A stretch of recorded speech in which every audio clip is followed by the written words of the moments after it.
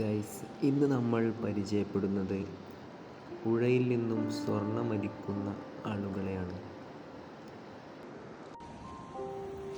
ഇപ്പോൾ നമ്മൾ കാണുന്നത് ഇവർ പുഴയിൽ നിന്ന് അവരുടെ കയ്യിലുള്ളൊരു പാത്രം ഉപയോഗിച്ച് ചളിയും മണലും മണ്ണുമൊക്കെ വാരിക്കൊണ്ടുവരുന്നതാണ്. അവരാഴം കുറഞ്ഞ സ്ഥലത്തേക്ക് നീങ്ങി അവിടെ ഇരുന്നിട്ടാണ് ബാക്കി കാര്യങ്ങൾ ചെയ്യുന്നത്. ചീനി മരത്തിൻ്റെ തടി കൊണ്ട് നിർമ്മിക്കുന്ന ഒരു പാത്രമാണ് ഇവർ ഇതിനായിട്ട് ഉപയോഗിക്കുന്നത്.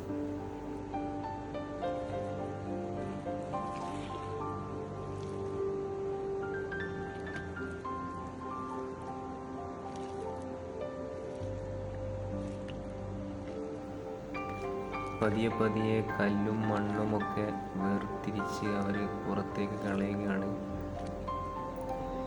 സ്വർണം അരിച്ചെടുക്കുന്നതിൻ്റെ ആദ്യ ഘട്ടമാണിത്.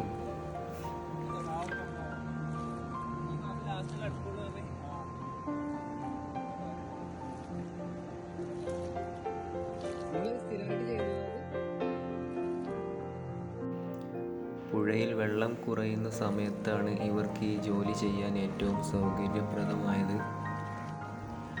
സ്വർണ്ണമരിക്കുന്നത് ഒരു സ്ഥിരം ജോലിയായി കൊണ്ടു നടക്കാനുള്ള നേട്ടമൊന്നും അവർക്ക് അതിൽ നിന്നും കിട്ടുന്നില്ല.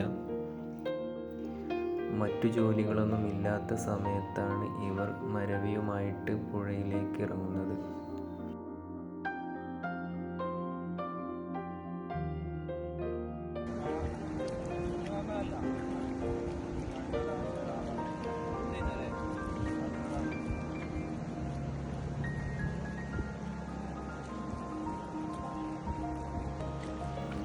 പൊള്ളുന്ന വെയിലിൻ്റെ ചൂടിനെ അതിജീവിച്ചാണ് ഇവർ പുഴക്കരയിൽ നിന്നും സ്വർണം അരിച്ചെടുക്കുന്നത്.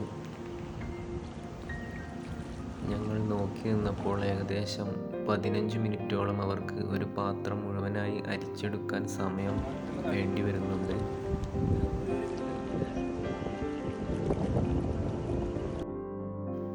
കേരളത്തിൽ ചാലിയാറിലും പുന്നപ്പുഴയിലും ചെറിയ തോതിലുള്ള സ്വർണ്ണ നിക്ഷേപം കണ്ടുവരുന്നു.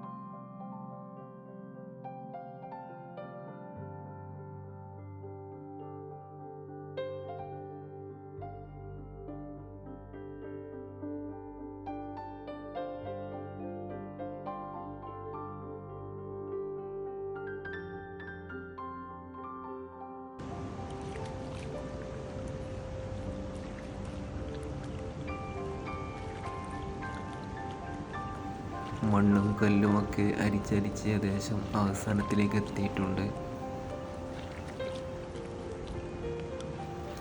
ഇവർ ഈ പാത്രത്തിലൂടെ വെള്ളം കയറ്റി ഒഴുക്കുമ്പോൾ പലർക്കും സംശയമുണ്ടാവും, ഇതിൽ സ്വർണ്ണത്തരികളും അതിൻ്റെ കൂടെ പുറത്തേക്ക് പോവില്ലേ എന്ന്. പക്ഷേ ഇവരുടെ ഈ പാത്രത്തിൻ്റെ ഒരു ഷേപ്പും അതുപോലെ ഇവർ വെള്ളം പാത്രത്തിലേക്ക് നിറക്കുന്ന ആ ഒരു രീതിയും കാരണം സ്വർണ്ണത്തരികൾ ഉണ്ടെങ്കിൽ ആ പാത്രത്തിൻ്റെ അടിഭാഗത്തേക്ക് ഒരുമിച്ച് കൂടുന്നു.